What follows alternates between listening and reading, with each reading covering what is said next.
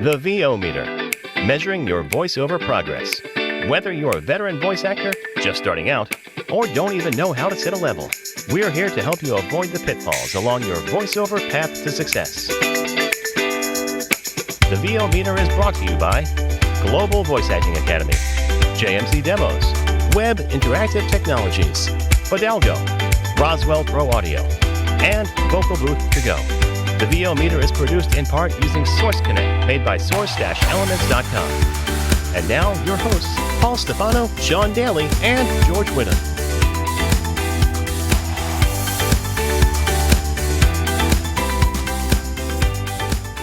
Hi, everybody, and welcome to episode 125 of the VO Meter. Measuring your voice-over progress.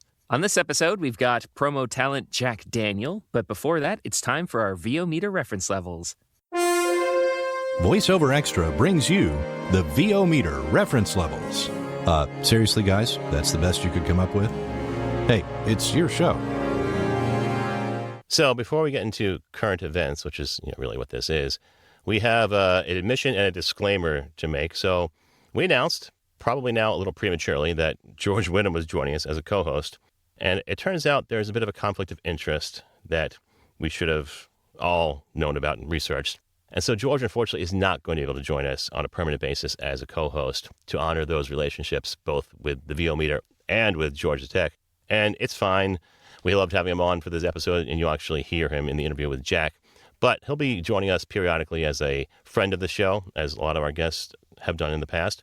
But he will not be joining us as a full-time co-host. And he's actually prepared a statement to that effect, just to be as professional as possible. And we'll play that for you now. Hey everybody, it's George the Tech. I want to share a quick update about my role in VO Meter. I made a commitment to Paul and Sean to be a co-host of this long-running and trusted podcast. However, I had to take a step back to make sure everything behind the scenes continues to align with the values that make this community work. That's fairness, transparency, and respect for the broader voiceover ecosystem. In doing so, we realized that adjusting my role was the most responsible way to avoid any potential conflicts of interest and to keep the show focused on what matters most: honest conversations and useful insights for the VO community. Going forward, I'll be stepping back from the co-host role and instead joining VO Meter as an invited guest when a topic aligns well with my experience and I can genuinely serve the audience. This change comes from a place of integrity and long-term thinking, and it was made collaboratively with the producers. Nothing dramatic, just a thoughtful adjustment to keep things clean, clear, and aligned for everyone involved. I'm honored to support Sean and Paul, share the conversations and continued contributions when it makes sense. Looking forward to more great discussions ahead. Thanks, everyone. George Whittam. Well, thank you, George, for making that statement. We're sorry it didn't work out. I think we all just got so excited we forgot about that little faux pas. So we didn't want to ruffle any feathers, but we are, like we said, you're always welcome as a friend. But with that out of the way, what's going on in your VO world, Paul? Not a whole heck of a lot, unfortunately. I'm still auditioning a lot. I did book a decent commercial on Fiverr just yesterday, Really? which is cool. Yeah. Okay. They're so you few still and have far- an account on there? Yeah, they're few and far between, and I really only get things from the pro level, which is cool because that's the real rate. So as such, I recorded it in one take, sent it to the person. The only thing they wanted changed was an acronym that I didn't know was an acronym because they didn't spell it out that way. They said, totally their fault. Would you mind redoing it? And of course I did, no charge.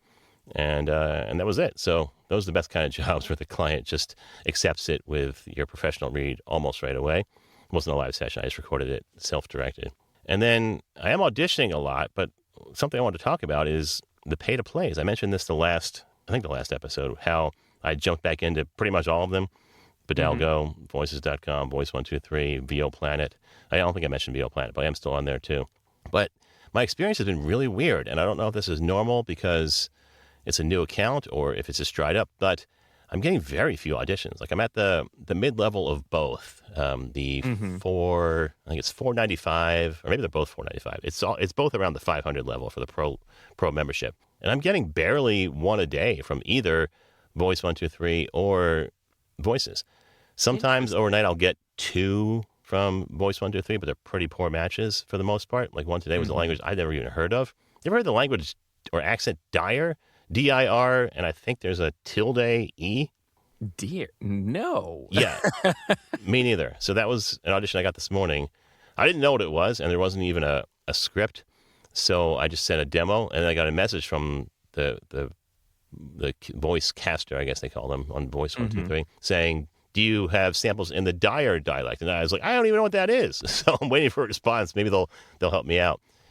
But yeah, the response, Bidalgo's always been a little bit slower. But right now I'm getting as many from Bidalgo as I am from anywhere else, which I think is weird. And I've actually reached out to customer service from both companies, the other ones, Voices.com and Voice 123, and they just said, it'll come back to normal soon. We don't really know what's going on. It's just a slow time. So that's their line. They're sticking to it. Have you had any experiences or heard from either people from GVAA or friends that are having a similar experience? I would say, like, I've seen rumblings on social media that there seems to be fewer auditions on those. I mean, because again, people are like spending a lot of money for those things and they're a little upset. But in my own experience, I'm only on Bidalgo, so I only get, and honestly, Bidalgo doesn't have as many opportunities as some of the large ones, but they're consistent. So I don't know. So that's the only one I'm doing right now. But I don't know. I'm trying to, like, maybe you could talk to someone like Natasha Marchevka or Catherine Toll and see if they could give you any advice on optimizing your profiles. But other than that, no, I don't know. Yeah, it's weird. I'm comparing it to years ago when I was on these services to begin with, back when I first started. And I would get sometimes 25 to 50 a day from Voice 123. And wow, that probably wasn't good either because it was... well, yeah, and again, they don't want you to apply for everything. They actually say it can damage your chances if you're doing a bunch of things that might not be in your wheelhouse. So like they even encourage you, like, be very self-aware and where your voice fits and what kind of voices you're great at, what you excel at, and only submit for those. So I don't know why they would be sending you dozens of auditions that may not be the best fit. Yeah, it's weird. I think that policy has changed for Voice 123, though, as well. I learned this at One Voice over the summer, and the reason I jumped back in was because I went to Tom Deere's presentation, and he got me excited to try again. But he and then other people at the conference said that they don't have the... what did J.Michael Collins call it? The sword of Damocles that comes down. Oh, yeah, hanging over their head, yeah. That comes down on you when you audition too much. They've taken that away. And we really need to talk to Ralph Feldman about this. We were supposed to talk to him over the summer, but he had a series of personal mishaps. Yeah, unfortunate events. Yes. So I should reach back out to him and get him back on and say, hey, what's going on? Maybe he can help. But anyway, that's my experience with the pay-to-plays, and it hasn't been great. So I'll just persevere and see what happens. The only thing I want to talk about is I did not get the Washington Spirit professional soccer job, which I'm flabbergasted by. I mean, not because I have a giant ego, but I kind of do. I was the perfect man for the job. What's wrong with them? I kind of thought I was. I mean, I already work for the professional baseball team, which is right across the street, and I've done soccer for years, probably more than a lot of other sports. I found it weird I wasn't selected, but they sent me a kind reply saying, we appreciated your response. You're a great candidate. Please keep in touch. Maybe we'll be able to do something together for marketing or VO. And I said, oh, that's new. So that's kind of cool. I hadn't thought about that as a side benefit, but maybe they will hire me to do a commercial or radio ad, and that would be cool. But so sad, didn't get to do professional soccer this year. Rats. Maybe next year, bud. You know, I like to be upfront and talk about the bad and the good. So there you go. Mm-hmm. It's not all roses for Paul. Sorry about that. Yeah, to your point, I've definitely noticed, like, overall auditionings, or like I said, maybe it's just, I don't think it's a sea change or anything, but I'm noticing a lot more, like, indie creator projects and auditions, and, like, fewer from some of my more traditional channels, like pay-to-plays and agencies. Mm-hmm. So, like, recently I just did a couple of like animated motion comics for a few companies like StoryCo and Story Engine. They had a bunch of new auditions go out this week that I'm going to be doing, as well as some audiobooks from Twin Flames. Current projects. Wait, you're doing an audiobook with us? Huh? No, the audition for it. Oh, the audition. Oh. Yes. A nice new motivational speaker spot that spoke to me, but or book anyways. But, yeah, I think I saw that. But yeah, so and then just kind of doing like pickups and follow-up projects for some of my regular clients. But other than that, I hinted last episode that we had a really cool guest coming up. And I will reveal that now. But we actually have the pleasure of working with Liam O'Brien of Critical Role. He's also a voice actor. He's done roles like Gaara from Naruto. He's been two of my favorite X-Men, Nightcrawler and Archangel from Wolverine and the X-Men, as well as some video game roles like Gollum in Shadow of Mordor and some of the Lord of the Rings games. But he's one of my favorite voice actors, and we actually get to do a webinar with him called Inside the Audition Room coming up in April on the 21st. So that's a couple of months away, but I'm super excited because he's one of my favorite voice actors. And this month, we actually have a couple of webinars going on. We have a corporate VO one that's going on today on February 5th when this will be after this episode, or excuse me, before this episode comes out. And then in a couple of weeks, we're working with accent expert Tom Antonellis, and he's going to be doing a tour, or excuse me, he's doing a tour of dialects, webinar. So he's going to talk about the importance of dialect work, even for more authentic casting like commercials, and kind of give you the courage and a process on how to acquire accents for things if you've been too intimidated to try. So as a lover of accents and voices, I'm really looking forward to moderating that one. Other than that, I'm just auditioning, working with my regular clients, and just trying to keep afloat. Awesome. By the way, you mentioned the date we're recording this, February 5th. Did you know it's Pikachu's birthday? It is. Pikachu! Pika Pika! Yeah. Pika Pika! Apparently, it's recognized by Nintendo because his number, what's it? There's a number on the card. His Pokedex number. Yeah, Pokedex number is 025. And oh, my God. Nintendo says, yes, that's his birthday. Totally. How convenient. They totally didn't think of that after the fact. No, of course not. Might as well take it if you can get it. So that pretty much wraps up our VO meter reference levels. We will get to our interview with Jack Daniel right after... Questionable gear purchase. So do you have any questionable gear purchases, Mr. Sean? No, but I'm about to pull the trigger on one. We were talking a little bit before we hit record. So a couple of birthdays ago... Actually, I was recording the whole time. Oh, no. Blackmail. But anyways, I hope I didn't bring up anything questionable. But anyways, so a few birthdays ago, I treated myself to an expensive office chair called the Steelcase Leap version 2. It was really heavily reviewed or highly reviewed. It's one of the most recommended office chairs, like right up there with like the Herman Miller Aeron and some way more expensive out of my budget, like office chairs like Hawthorne and stuff like that. But anyway, so it seemed like a reasonable cost, and I'd already tried an Aeron before, so I wanted to give this a shot. And it's great. I love the adjustability. It keeps my good posture for the most part. It's got some of the most adjustable armrests I have ever used, and now I can't go back to an office chair that doesn't have adjustable armrests.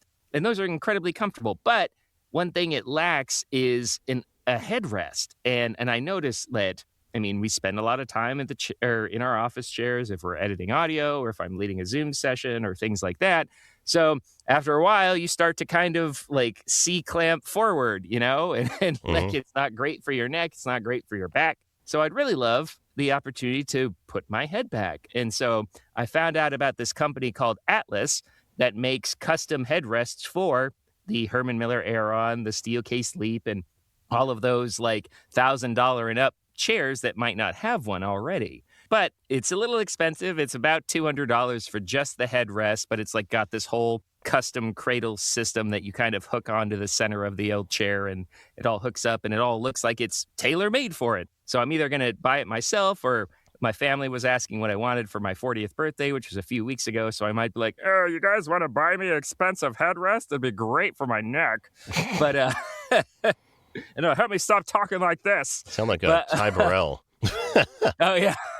My Grand Slam was supposed to come with sausage. But anyways, so that was my questionable, it's in the cart right now. So I just might have to ask the birthday fairies if I can get one. There you go. What about you, Paul? Well, I don't have any purchases. Well, that's not true. I always have something. I bought a Microsoft Surface tablet, but it's not that exciting. It was more or less because I found one cheap locally and I wanted another Surface. But anyway, I have that to read scripts off of. But is it the same size as your other one, or did you go larger? It's a little bit bigger, which is why I got it. It's a 12.5-inch screen. So my old eyes need the 12 or bigger. What I was using before was an iPad, and that's too small. At least the original 10.5-inch. Or not original, but the iPad Pro, the 10.5. Too small. This is 2 inches bigger, and hopefully that'll be enough. I haven't actually tried it yet, so I'm not doing an audiobook right now, so we'll see. But what I really want to talk about was something from our sponsor, Vocal Booth To Go, and they have a new product out called the FAV, which is, what's the military spelling, phonetic spelling? Alpha, Bravo, Delta, Foxtrot. So Foxtrot, Alpha, Victor, FAV, and it stands for Foldable Acoustic Vocal Booth, also known as the Highlander, because it was designed in part with help from Brad Hyland, voice actor based near me in Maryland and good friend of both you and I and the show. And it's similar to the Vomo, except it's hard-sided and thinner and has acoustic treatment inside. So it's a square that you sort of put your head into, and it's really only meant for recording on the go. I guess some people could use it more permanently because it does have the ability to hang from a closet. Has a loop on the 2 loops on the top, actually. You can put 2 hangers and stick it in your closet, either at home or in the hotel room, or you can put it up on a table or a bed or a desk. Yeah, I love that little feature, too, because, like, if you're starting out or if you're traveling, a closet can be an ideal place to record. But unless you have some shelving or a wardrobe in there, there's nothing for you to put this kind of, like, acoustic cube on. So I love the fact that they kind of integrated those hanging handles. Yeah. And it folds down much smaller than the Vomo. Brad says he can fit it into a suitcase. Like, that was the entire point, was to get it down into a carry-on suitcase. My suitcase is a little bit smaller. Also, Brad's much bigger than me, so maybe his suitcase is a bit bigger. So that's maybe why he can do it. But it is much smaller than the Vomo and easier to carry on. I could not fit in my suitcase when I went to One Voice. I was actually supposed to bring it with me to demonstrate. Could not get that done. But it's easy to put in the back of a car. It fits under your arm almost like a giant binder or trapper keeper. So it's really, really compact, and it has a pretty good sound. And I actually have a sound sample I was going to play. It's three videos that I did that I'll just play the audio from. One is from my desk, and same audiobook passage. It's from Huck Finn or Tom Sawyer. I actually don't remember. One of the Mark Twain books. One is from the open desk with a dynamic microphone. One is from inside the FAV, and one from right here inside the Vocal Booth To Go SPB33. And we can hear the difference.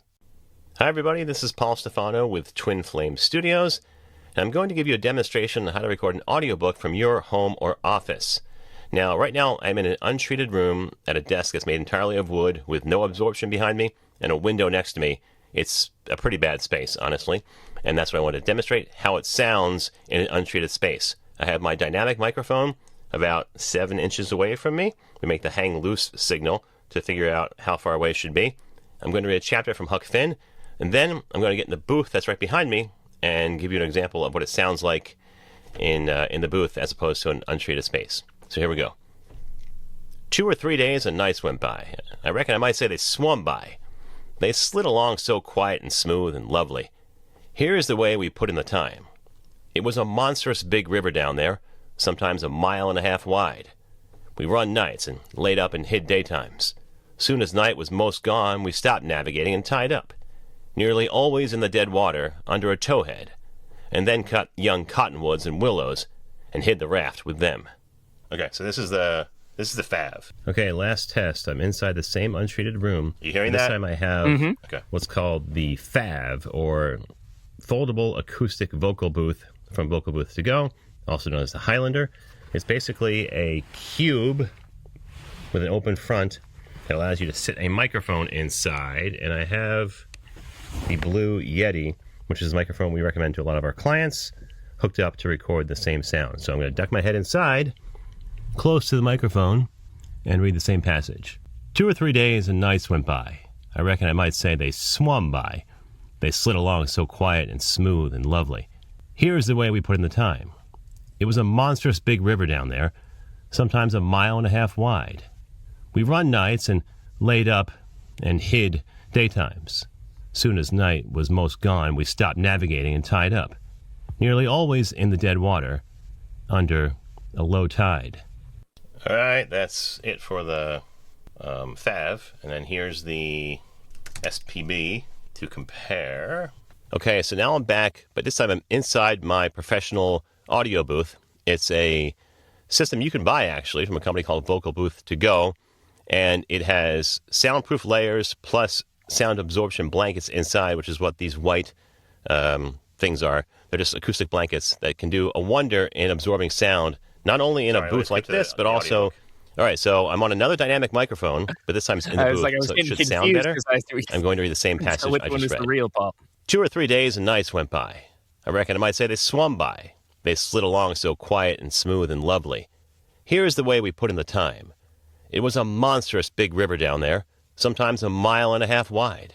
We run nights and laid up and hid daytimes. Soon as night was most gone, we stopped navigating and tied up, nearly always in the dead water under a towhead, and then cut young cottonwoods and willows and hid the raft with them. All right, so those are the same passage with the 2 microphones. What do you think of the fab? I know it wasn't normalized or matched up levels very well, but how'd it sound? I thought, let's see, I always love those products. It does sound a touch like, I noticed in certain placements, it could be a little muddy compared to your other booth, but that's just due to the size. Like maybe if we fiddle with placement, we can get a slightly more natural sound. Mm-hmm. But, or a shotgun was what I normally use in there. Okay, so you're using the dynamic. So that would... well, it was a Yeti. I forget what pattern it was on. But I grabbed that basically because I was doing videos to give to our clients at Twin Flame Studios and steer them to buying this thing because it's a turnkey solution for a lot of people if they don't have like the means or the wherewithal to set up a whole booth. So I use the Yeti because we recommend that a lot too, because they can go buy it at Best Buy or Micro Center or Fry's, and it's an easy recommendation. Mm-hmm. Very cool. But I thought it looked great. And again, like for people who are looking for like their first acoustic solution, I know I was a big fan. I tried a lot of the different portable acoustic options that were available when I first started, and I kept coming to Vocal Booth To Go stuff because it sounded the most natural. So highly recommend it. And your point about sort of the minimalistic solutions between the FAV and the Yeti, I've kind of like, I don't know, I've just been thinking a lot about like once you get your gear to a certain point, and I brought this up before, but it's just like it takes so much innovation to truly tempt me to upgrade, you know? Like, I've been watching a lot of videos about, it's funny, like I follow a lot of tech YouTubers, and you keep cropping up these videos where it's just like, do you really need to upgrade your M1 machine? Or like, is it worth upgrading in 2026? And most of the time, it's not. Like, my laptop's like 5 years old at this point. It's practically brand new. Or it feels like it's running like it's brand new. Do I want more gear? Absolutely. But I just can't justify it right now. The microphones are the same way. You and I both were trying to talk somebody on Facebook out of buying a TLM 103 the other day because they have an MK4. And I was like, why? You basically have that microphone now. If you opened up, it would be almost exactly the same on the inside. You don't need a TLM 103. Totally. Absolutely. And a lot of people argue that the Sennheiser sounds more natural because it's got a more neutral response, and it might not emphasize like the higher like sibilance that some people complain about. So, I definitely thought that was the case. I had a TLM 103, and I thought the MK4, both analog and digital, and the MK8 sounded much better than the TLM 103. Interesting. I mean, and it's all like, I mean, I don't want to say it's subjective, but it's just like it's dependent on voices too. I absolutely freaking loved how I sounded on the 103, but I was too paranoid to use it because of how sensitive it was. So like, and I didn't have those issues with the MK4 for whatever reason. That cardioid pattern seemed a little bit more restrained or refined or whatever, and it didn't pick up a lot of extraneous noises outside of the house. Yeah, that's what I found too, and the MK8 even more so. And the figure 8 pattern in the MK8 was fantastic. That eliminated so much background noise. The TLM 103, I never punted on a mic so fast in my life. That's no, I thought that was so. I mean, like we talked about it a few years ago when it happened, but it was this funny, like you had gotten it from another talent, and then you sent it to me, and we had both thought it was a 102 until I looked at it and I was like, this is a 103. Did you check the serial number? And it's just like, oh, I still hated it, but Yeah. enjoy. And it's just like, okay. I think I recorded held 3 on to that sentences for- on it and got rid of it, or sent it to you because I thought the 102 was really yeah, bad. That unimpressed. Yeah, I can confidently say that's the mic I used the least that I bought ever. Mm-hmm. It was I mean, like 3 I said, I was sentences on it, happy and to it have sounded it. terrible, and it was picking up way too much noise. It was just an overall disaster for me. But like you said, your mileage may vary. Mm-hmm. No, like I said, I liked it. But again, a tool is only good if you use it, right? So, and I didn't for like a year. So I was just like, okay, let's follow Paul Stracreder's advice and get rid of stuff you don't use for a year. Mhm. So that's the fab. If you want to check it out, go to vocalbooth2go.com. Pick yourself up one, bring it to VO Atlanta, bring it to One Voice, bring it to Vocation Curacao, wherever you're going on your next VO journey. It will do you well to record auditions or even jobs on the go. Absolutely. I really think you should change it to the fave because I think it's going to be a lot of people's favorite solution going forward. There you go. We'll tell Jeff. So that wraps up our questionable gear purchases for this time.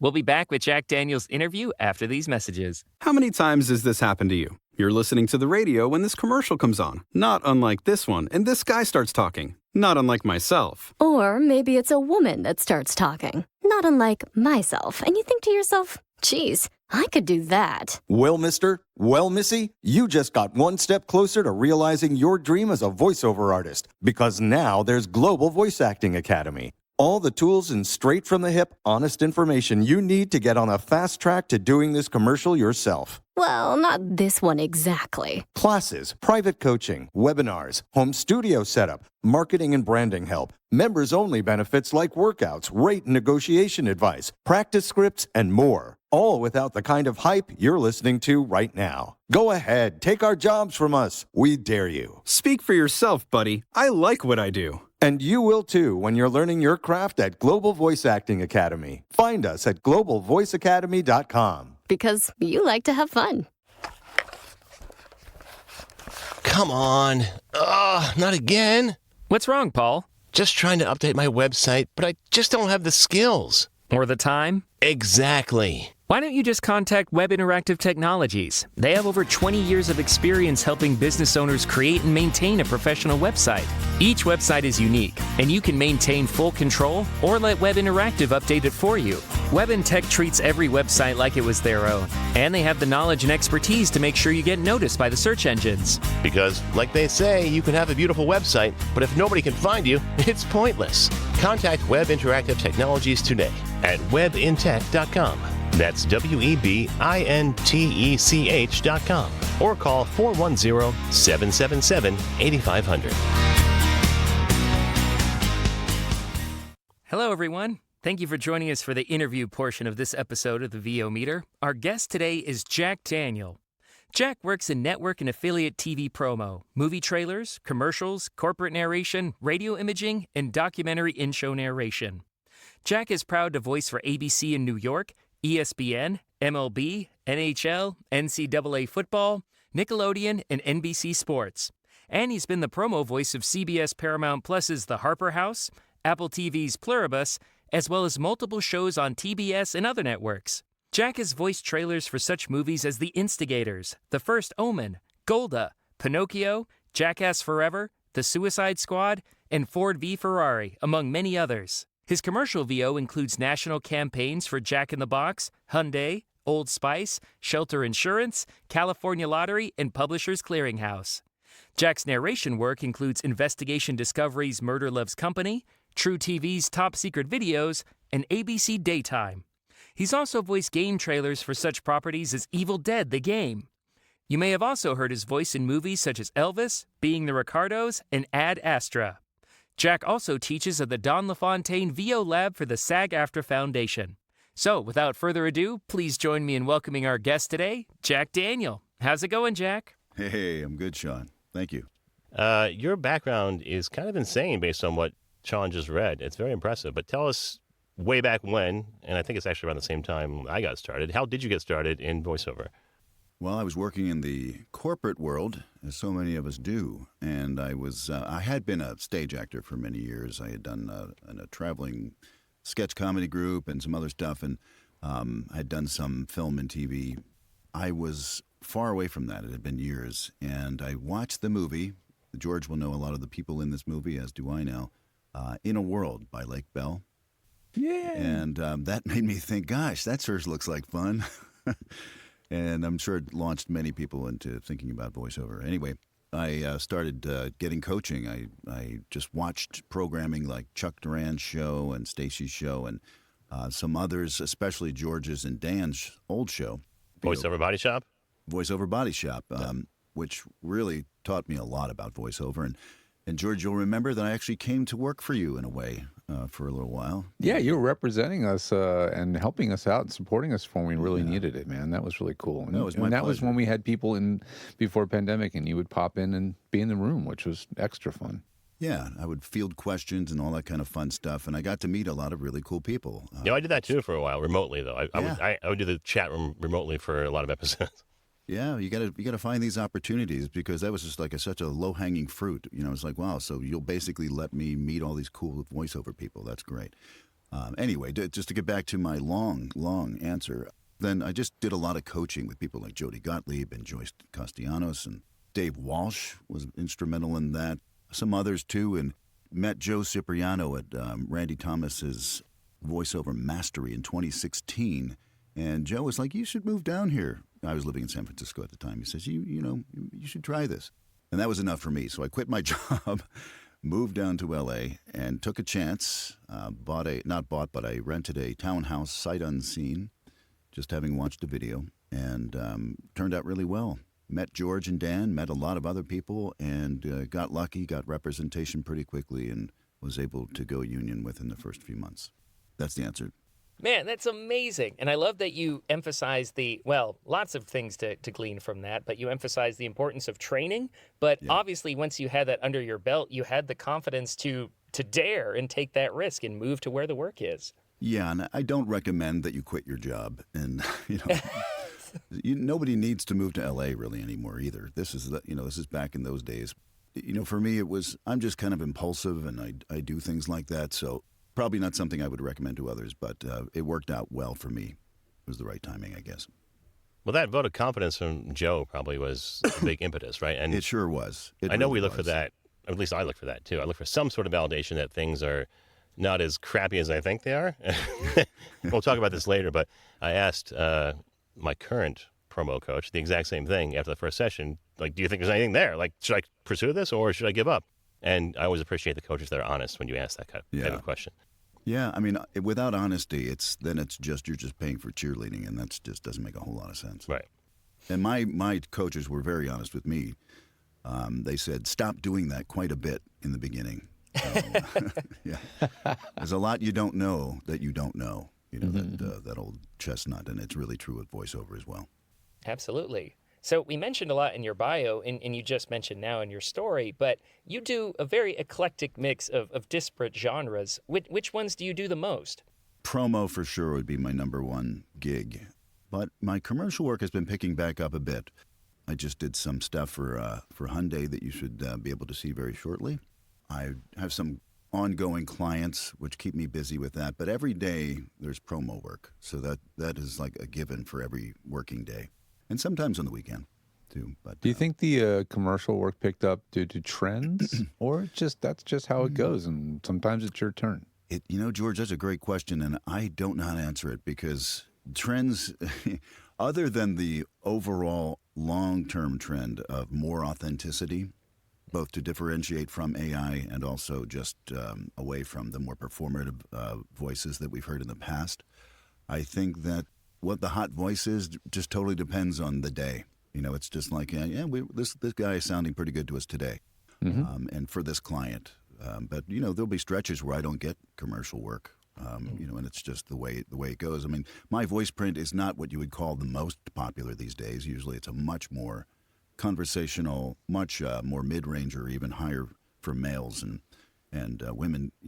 Probably occupy most of the commercial work these days. But every once in a while, they want this guy, so I take those opportunities when they come.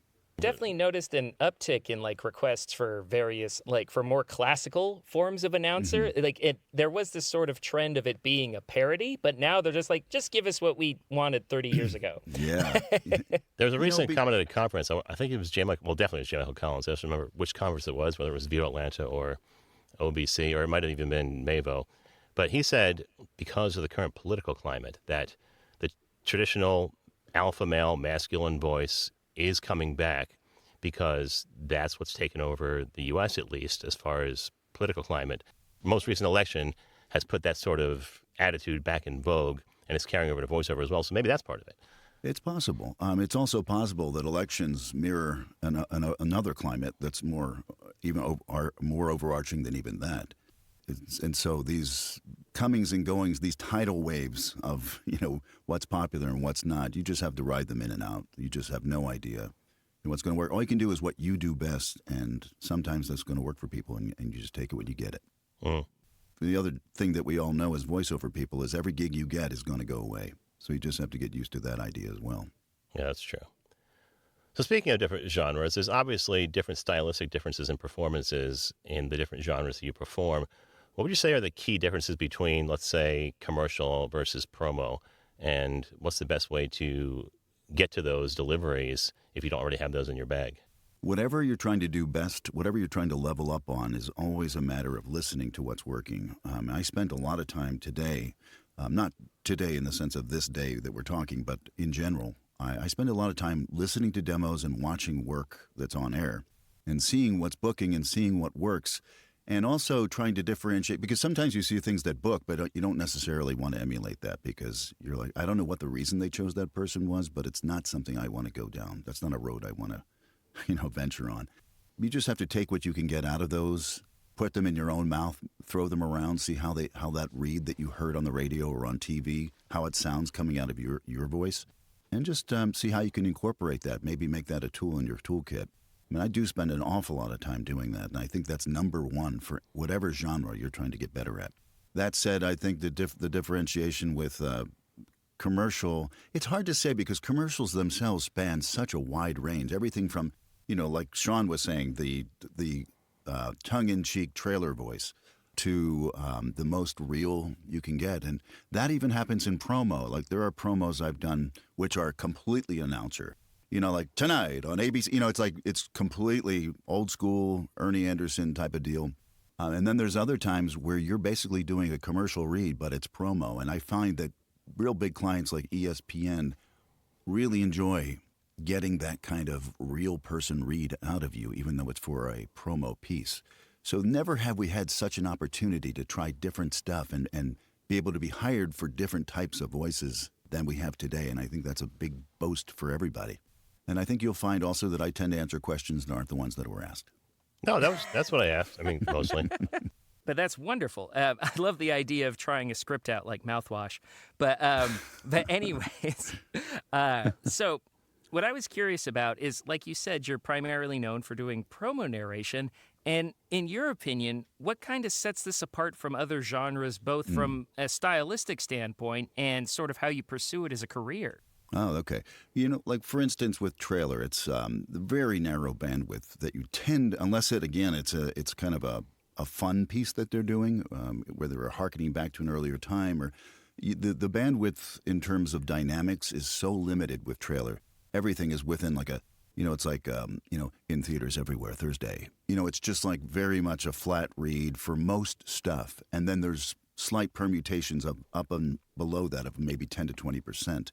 With promo, it's more limited too than commercial, which, as you know, can be all over the map. But there's still so much flexibility that it really does depend on what show. If we're talking about network narration, for instance, are we talking about sports? Because that's a totally different read from working on a show that is broadcast every week. You have to master what is the tone of the show. What are they trying to establish with a voiceover? What's happening there? Are you representing also in a larger part the network rather than just the show itself? Is there something else that you're serving? You're always asking the question, who am I serving? What am I trying to get done? What are they trying to get across? And how can I serve that need? And then if you're doing sports, it could be crazy. You could be doing the super hyped up You know, you can, like, if you were watching football yesterday with the NFC and AFC championships, you probably heard some voices that were like, you know, next on, you know, CBS. It's like super, super old school, but it has a place. It works in that context. Whereas you'll also, like somebody like my friend David Kay, who, George, I know you know very well. David is a fantastic voiceover person with one of the widest ranges I know. And he's famous for doing a lot of Fox Sports reads, which often incorporate a kind of a real guy read, where you're talking about, hey, man, this is about this sport, and, you know, I did this and I did that, and this guy, he's fighting hard for this, you know, like all kinds of different things. So once again, I've strayed and not entirely sure that I remember what the question was. No, that was perfect. And then to talk about the variance based on the show or sometimes what the casting director is looking for. You and I talked about how last week Karen Gilfrey, friend of the show, did the promo for the national championship for college football and was very much pulled back and sounded a lot like one of her pharmaceutical reads in my mind, because she does a lot of those. And it still worked, but it was completely different from, say, you doing a hard-hitting locker room piece. Right.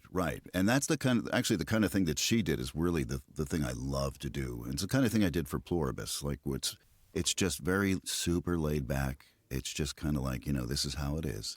And you're just saying, you know, Pluribus, a new show for, you know, on Apple TV Plus. And it seems like the easiest thing in the world, but to get that tone down, you know, you have to work at it pretty hard so that it sounds like you're doing almost nothing.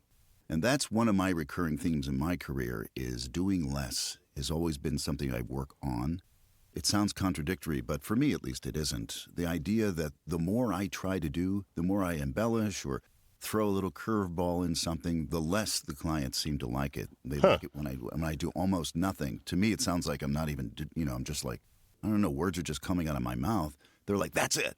That's the connection we're looking for. So you don't always know what is the right thing for each client. No, that is interesting because, again, referencing a recent conference I went to, the One Voice conference, one of the sessions I went to was a young lady who her entire strategy was to be as absolutely bonkers in the audition room as she could. She said that this one major campaign she had, I think it was for a financial services firm, she didn't even read the script. She just acted out like basically a skit on her microphone, completely improv, and that's what got her the job. And she said she basically takes that into the booth every time she does any sort of audition, is to just be completely out of the box as she possibly can. I guess that works for her, but maybe not for everybody. But that does work, though, for me, too. And the reason I can say that is that I audition for stuff for Nickelodeon, and each year I come back and do the Kids' Choice Awards. And the reason you wouldn't think the voice I'm speaking with now would be very well suited for the Kids' Choice Awards, and you'd be right. But what I did do was I did one read. This was my audition strategy for that. I did one read that was kind of like my hyped up, Kids' Choice Awards, blah, blah, blah, you know. But then I did one that was absolutely insane. That was the craziest voice I could do. And I don't have the best range, but I did the craziest voice that I could do. And they said, when we heard your second take, that's when we decided to hire you, because it was so unexpected that we thought, wow, we want to work with this guy. So we did move that voice around just a little bit, but I think it was the fact of me going crazy and showing them that I was willing to take a weird chance that led them to choosing me. That's really cool. Not just the performance itself, but kind of how it contrasted with the baseline you sent them. That's really interesting. Well, that and the fact that I had lots of video evidence of wrongdoing on their part that I was holding over their heads. No, I'm kidding. Whatever it takes, man. Whatever it takes. But I'm really a big fan of that technique of doing sort of a little bit more than you need to, at least for an initial read, because it helps you discover some interesting choices. And I feel like you can kind of apply those to a more laid-back read once you discover them. Yeah, that's the thing, Sean. I mean, we can all pull it back, right? But they need to know that you can at least break that envelope and go a little bit beyond, so they can say, you know what, we can work with him or her. We can pull her back from where she is. And I think that person, whose name apparently we're not going to say, is... I just can't remember. Otherwise, I would. Oh, is that what it is? Yeah. Okay. Okay. I'm an old man, Jack. No, I hear you, brother. But her strategy makes sense to me. You know, and especially, I don't know what her voice print is, but or what kind of things she auditions for. But that strategy should certainly be among your toolbox. It just totally depends. You know, we have to. One of the things we learn with more and more experience is how to quickly break down and categorize within our own minds each script that comes in, because you know how little direction can often accompany a script, even an audition script. Sometimes you get a whole page of like, this is what this character eats on Tuesdays, but then most of the time it's just like, you know. Oscar-worthy, pulled back, but not too flat, you know, or something like that. And that means something. You know, it doesn't not mean anything. It's just that it's, you have to know what you have to have the experience and the reads in your back pocket where you can be like, it's a little A and 20% B with just a dash of C, whatever that means to you. Mm-hmm. So we talked a lot about performance, but you've also began doing performance coaching as well. Let's talk a little bit about that. How did that come about? And full disclosure, I'm not only a member, I'm also a client. I've been working with Jack and his partner, Marie Westbrook, on promo coaching for a couple of weeks. So let's talk about how it came about and how would you describe your teaching style? Perfect would be the word that comes to mind. No. But seriously, that came about because I had done some things here and there. Like I went to VO Atlanta a few years ago and did a trailer presentation. And I guess because there weren't a lot of those, at least then. This was like in 2023, I think. It was filled to the rafters. I mean, people were standing. It was like completely full. And I was like, wow, this is fun. And I got a good feedback from it. I thought, well, maybe I should do more of this. And so I started working with the SAG Foundation. Eric, who runs the lab there, the Don LaFontaine lab, and some of my cohorts were like, maybe you should step up and do a class there, which is one that is not charged. It's something that I do for free as a kind of a give back or payback, pay for, whatever you want to call it, to SAG members who can show up and take the class. And I taught there, and I was really enjoying it. And then I had Marie Westbrook, who is one of my favorite promo people, but also one of my favorite VO people, join me for one of those classes. And I was just amazed at what a great teacher she is. We work together, I think, very well, and so we've done some classes. We do things occasionally together, a promo kind of double trouble deal. But she sees things and hears things I don't, which I love. Because if we both heard and saw and had the same feedback, there'd be no point to having two of us and dividing the money. But in seriousness, I mean, she is just a terrific teacher and a patient person who I think I would advise anybody to coach with her. But I've been enjoying it. That's why I'm doing it. I don't do it a whole lot. It's something I try to fit in toward the end of my day, kind of like that interregnum period between the morning rush and the later afternoon and evening when other things come in. So I try to get maybe an hour or two each week where I'll do some coaching. That's it? So I took your only hour this week? Does it mean you like me? You really like me? Yeah, I do. I really like you, Paul. I do it maybe once. Actually, not even every week. It's just, it's just not something I've thought about doing a whole lot, but I do enjoy it. If the person is willing to... No, I did 2 classes. Sorry, I did 2 classes this week. So that was a lie. Okay, but fine. I really enjoy it if the person is really there for it. If they really are trying to work and better themselves, because that's what I was doing. When I see myself in somebody in terms of what they're trying to do with their skill set, then that makes me get excited and want to work with them. Well, let's talk about gear. Yeah, I mean, that's now why we're here, talking. right? I mean, all this stuff's BS. No, not really. But I know that we've talked gear over the years, and I've helped you with some things, and I know that you and I have a shared interest in certain gear. But give us first just a little overall overview of what your studio at home is Are like. we talking about bondage gear or are we talking about audio gear? Hey-o! Voiceover gear. Oh, right. Voiceover Sorry, my gear. bad. Then the bondage No, that's gear. good too. We'll get to that later. Yeah. I have a lot of UA stuff. I use the Apollo X6. I just replaced my old Apollo 8P, I guess it was called, this past year. And what triggered you to make the upgrade? Oh, George, it's embarrassing. Just gear lust. Hey, you are in the questionable gear purchase zone. I here am with totally Paul, in the so. I am always buying gear that I don't need, but I just want because I'm just obsessed. Number one, I'm obsessed with getting the best sound and chasing that last 2%, which no one hears and cares about, but I do. So it matters to me. And I did get, well, I'll tell you one of the reasons I bought it is I got that modeling mic that comes with it because I wanted to play with that. You got the UA, is The it UA the modeling mic DLX that they or sell for something like like the that? Sphere, I think it's called. Yeah. They sell it for like $1,200 on its own. They threw it in. Oh, wow. Killer. So I decided to buy that, and I was playing with it for a bit. And then one day, I was trying all these different mics, especially I'm a huge fan of the old Telefunken, what is it, the 251? I'm trying to remember. The ELAM 251. The ELAM For 251. anybody, I mean, we're getting a little shoppy here, but, Universal Audio gives you the access, basically a virtual microphone closet of your dreams. We talked about it in the last episode. I'm actually using one too right now. Right. What do you have it set to? And well, yeah, you're using the dynamic mic, and I think Sounds good. you're using, Jack, the condenser, the Sphere. I'm not using it now. I'm using a 416. But that you've been experimenting with it. Yeah. And they both have, the dynamic mic has fewer things it can model, obviously, but the Sphere can really cover the gamut, including that ELAM mic, which is like, if you had a real one there. Well, they're 20 to 30 13 grand. Yeah. Well, I don't think they're that much, but they're pretty high. They're like 13 to 15. Yeah. Because I've looked. And I don't know, maybe someday, because it's not like I'm going to really use it. It's really more for singing, to be honest. Yeah. But I might want to get one anyway just for that. But the truth is, I try all these different mics, and I've tried many. And I always come back to the 416 because it's just, I've had clients say, yeah, I like this mic, but could you use the 416 for this? Okay. They just. Familiar.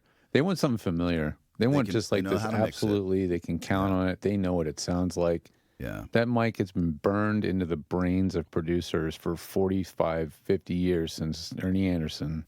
Yep.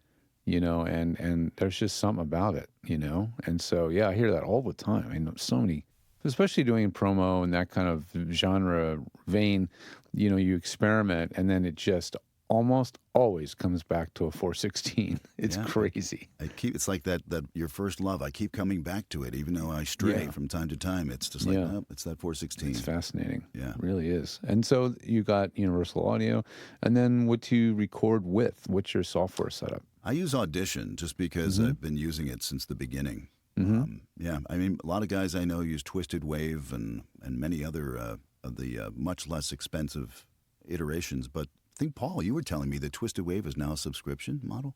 It is. Yeah, but they've added some nice features. But if George you want to add to them or talk about it, I think they're worthwhile. Yeah. Well, I'm not I here never to got on the promote Pro them, Tools but- train, but, yeah. You it gave works for Pro me. Tools a try for a while? I tried it a few times. Every few years I try it again. Yeah.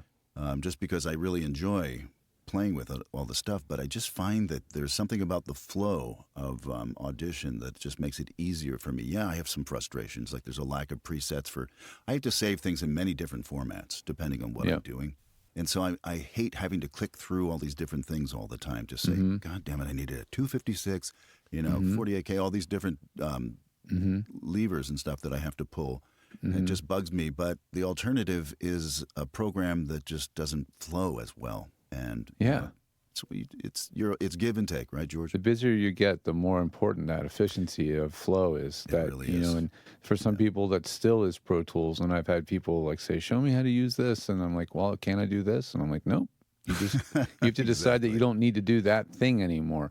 And they're just like, "No, I can't give that up, so I won't use Twisted Wave." Or the other way around. I want to try something more complex, and I'm like, "Okay, well, get ready to." Take on the burden of learning, the possible issues of, fatigue of just the learning process, getting confused. And let's just be really frank, if you're older and you literally forget certain functions and where they are, It happens. then it's even more frustrating. I get support requests from clients who just plain forgot something that they may have been doing for years, and they just it just slipped their mind, and they're like, wait, how do I do that? So yeah, nothing wrong with using the thing that flows for your brain, and I'm glad it's working out. I've done that with you, George. I know I've called you once in a panic. You had set up some kind of preset for me. I can't remember what it was. And I couldn't remember how to use it. And I had screwed everything up, which happens about once a year. I screw everything up, and all my inputs and outputs were wrong. And I was trying to get ready for a session, and I'm just like, I have no idea what's happening. And fortunately, you were in the middle of something else, but you got back to me and helped me with it. So I appreciate that. Well, that's great. I mean, that's what we're here for. And I mean, now we have other people backing me up to do that kind of stuff. We're so much more better able to support people in emergencies. You By know, the way, that's- George, yeah. I noticed as I was looking at your, as I listened to the VO meter last week, and I was like, wow, it's so cool that George is on it now too. And I thought, oh yeah, George the Tech. I should go look at his website, and there I was. Yay. There's a picture of me with Joe Sip and some folks from the. I guess that was the day we were setting up Joe Sip's. That was the Studio Brick setup day. The Studio Bricks. Yeah, Yeah, that's Yeah, right. It was a crazy day. That's great. I'm glad you saw that. Yeah. that was awesome. That's great. Well, and then, I always have to drop this one because you're so deeply into Universal Audio. I have to assume you're on Mac. I am. And how long have you been on Mac versus a Windows machine? As soon as I got into voiceover, I was on Mac. I started with an iMac, and last year I picked up, about a year ago, I guess, I got the Mini. I got the Mini Studio, which I absolutely love. It's super fast. It does much more than you need it to, so it works great. It's small form. I don't have any problems with it, so I do love it. And I also have a laptop that's an M4 Mac that I use the few times that I'm on the road. Yeah, it's still, despite my complaints about new things from Apple, always derailing things and breaking stuff, it's still less annoying than the alternative. So. Exactly, and I have some good friends on Windows, and they're always having driver issues and this other stuff, and I'm just like, no way, man, just not. Yeah. I get people that buy Universal Audios because somebody told them to buy the Apollo, and it's sometimes even a coach that tells them to buy the Apollo, and I say, right out of the gate. That's a hell of a swing. Yeah. When is this somebody, I mean, I have my opinion, but when do you think a voice actor should make that step into something that much more sophisticated from, say, let's just go Scarlett 2i2 or SSL2 or something like that? Me personally, I don't think you need that at all to start with, and I always recommend that. In fact, that you don't do that. That you spend as little money as you need to, which is just you can buy an SE 2200 mic, which is about $230 or so. They're Maybe great. it's a little Sleeper. more now, and it's Sleeper a terrific mic. little mic. Really good. Yeah. It sounds great. You can do every type of voiceover. I've had with one. it. Surprise. You have one? In the past. I don't have it now. You've had one. Yeah. Gotcha. Yeah, and I recommend that to people who are like, well, I want to buy a great mic. And I'm like, well, you don't, how much is the 416? I'm like, get it when you need it. But, it's expensive. Even used, it's going to be at least $700 or $800. So, buy that. Buy, Scarlett is perfectly fine. And then you have other options that are a little bit more money that are even better. Yeah, and if I can throw myself under the bus, I actually did that thing where, like, one of my first interfaces was like the Audient ID22, and that was like $800 when it came out. And then, unfortunately, that thing got damaged, so that was an even bigger, anyways, that's a whole other story. But then I tried the ID14 because I couldn't immediately replace that. And then I was like, oh, this is what I should have got. I felt so stupid. Well, what is that one? Is that a less expensive one? Yeah, it's like $500 less, and then It's like a little brother, basically. Yeah. Yeah. So The I technology mean, is such that all these mic pre's are pretty much the same. I mean, you can pitch it all you want. You can say that it's got this, that, and the other thing going on, and all this timing stuff happening. But they're all pretty much, A plus mic pre's these days. Yeah, I agree with that. I think it's simplicity first. But that when you make that step to the Apollo, I think people with the Apollo are doing a lot of live directed sessions. They need to hear a certain thing in their cans. Like you really need, that's one of the big pros of the Apollo is that you can hear your chain, quote unquote, while you're recording. And that, for some people is everything, and for other people is terrible for them. For me, I so need in other words, if the work you're doing has very high predetermined standards and you need to hear those standards before they go out, maybe you should get an Apollo. That's a good way to put it. That's a good way to put it. Yeah, that's real world stuff there, and that's great stuff. What about the Don LaFontaine Lab? No, it's a great facility, which George should know because he built the damn thing. I mean, it's just, it's gorgeous from top to bottom. They really didn't spare a whole lot of money. I mean, let's face it. You were there from the first version of it, and now it's iteration 2. Are you being sarcastic? No. About this not spending a lot of money? I feel, I don't know. From when I talked to Eric about it, he seems to feel like you guys spent tons of money on it.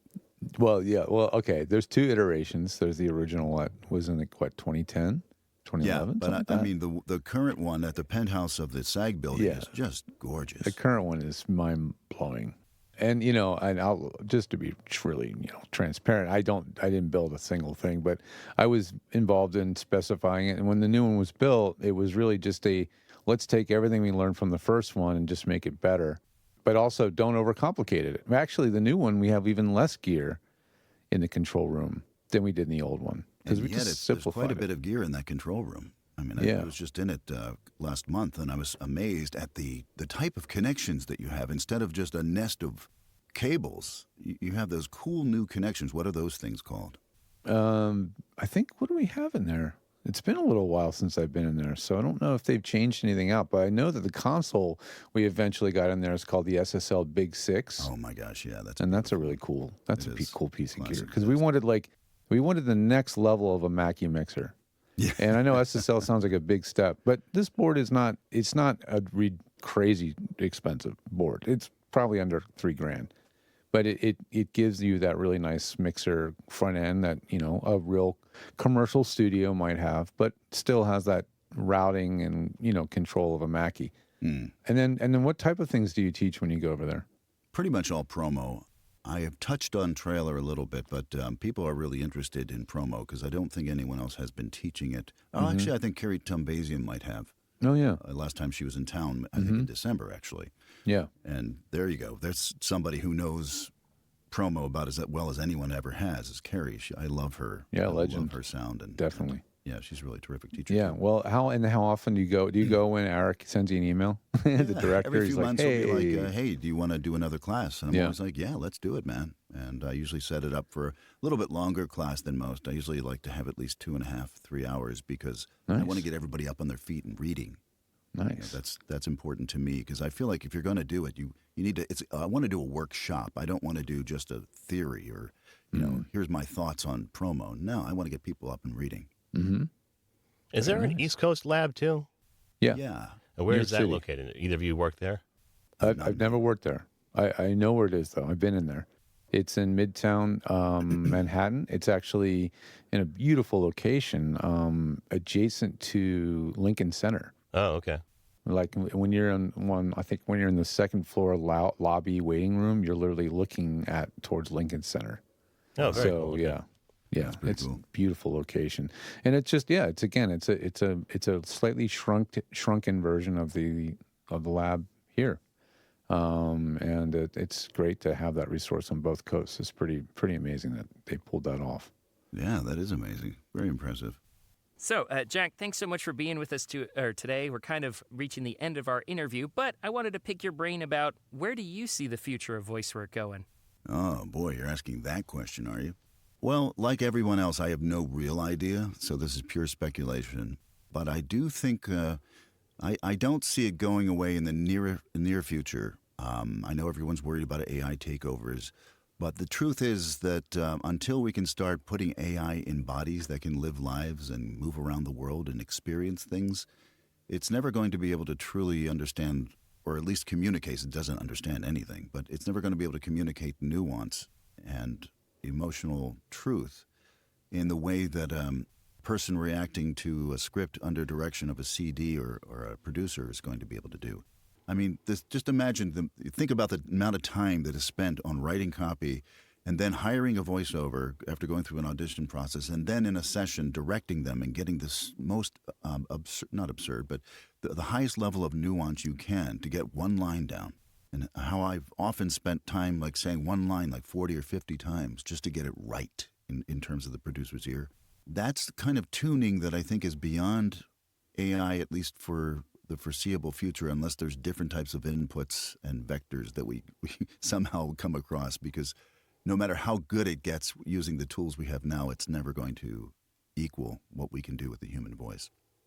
Now, can you imagine that? You've seen that video from the Toast of London with Matthew Berry where he's in the studio doing voiceover and his only line is yes. Yes, and he does it hilarious. Can you imagine the robot going full Terminator trying to do that directed by with an AI voice? Yeah.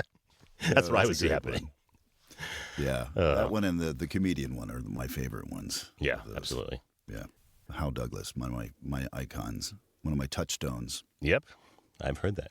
Yes, you have. So, Jack, it's been a pleasure having you on. I don't know why we didn't sooner, obviously. I feel like I say it's a lot recently. Maybe because it's just been 10 years. Well, I didn't send you that check until last week, so I guess that's the real reason. That might be it. Yeah. But before we let you go, how can people hire you either as a talent or a coach if they want to work with you? Well, I have a website, jackdanielvo.com. It has quite a bit of current work that I've been doing. And I'm represented by Atlas Talent, John Wasser in New York, and Lisa Barber and Nate Zeitz and Heather Dame and Ariel. And then I'm also represented by Jason Helsner for Trailer. So there are sites there as well. And if you are interested in coaching, I would suggest that you shoot me an email at Paul@PaulStefan. No, I'm kidding. I'll give you a glowing recommendation. Sorry, one more time. We'll forward it to you. No worries. Jack@jackdanielvo.com, and we can talk and see if there's anything for us to do together. Jack, thanks so much for being on here. Loved your insight and loved your perspective. We'd love to have you back another time.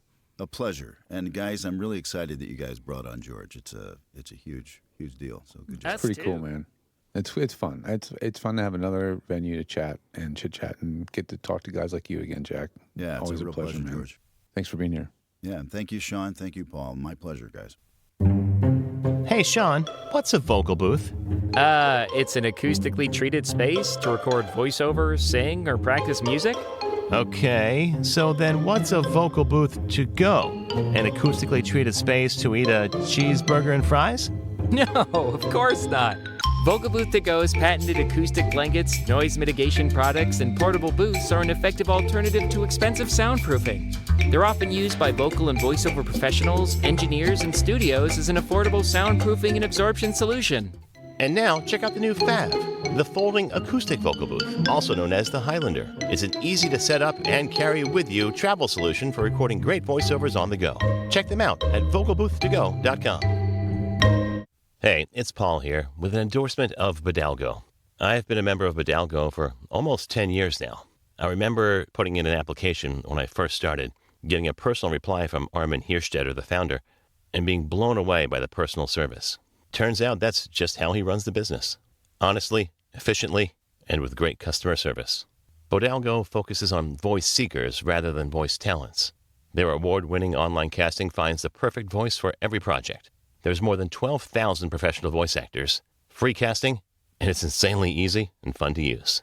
Thanks, Bidalgo, for being a sponsor of the VO Meter. Thanks to Jack for being on the show. Long time coming, really. I said in the interview, I feel like I say this pretty much monthly now, or every time we have an episode. There's just so many people to talk to and so little time to do it. But I love hearing Jack's story and always love talking to him because we grew up about 8 miles from each other outside of Philadelphia. I think he was actually in the city. I was just over the border. I like to lie about it. And I even threatened to go see his parents in New Jersey if I had the time. So hopefully that'll work out. Well, thanks so much for being on the podcast, Jack. I was familiar with your work, but I mean, your story was so inspirational. And again, thanks for touting all of the things we talk about here, the importance of training and coaching with reputable mentors, and just being humble while you do it too. Because, I mean, you're doing amazing work, and thank you so much for being on the podcast.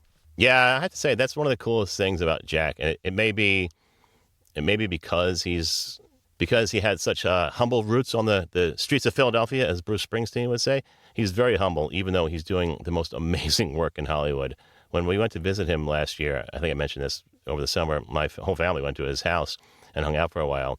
And my son said, "Now that guy sounds like a voice actor." And I was like, "Thanks, buddy. That makes me feel great." You're all right, but that guy's amazing. Yeah. And that's the thing. I mean, he's like we were saying, like he's working at sort of the upper echelons. Like promo is not something that you just decide to do tomorrow. Like that is a decade-long career path, right? And but he couldn't be more humble about it. So we need more people like you in the world, Jack. So that wraps up this episode of the VO Meter. Measuring your voiceover progress. Speaking of promo, coming up in our next episode, we have another fantastic promo voice, Marie Westbrook. We talked about her in the interview. She coaches with Jack and is a fantastic promo voice in her own right. We'll talk to her about how she got started and some of the work she does and maybe how you might be able to get into it. Sounds great. Can't wait. You'll hear us in the next one, guys. Thanks for listening to this episode of the VO Meter. To follow along, visit us at www.vometer.com. We'd also love to hear your comments or suggestions for the show. Or if you have a questionable gear purchase, tell us all about it on our Facebook page or on Twitter @the VO Meter.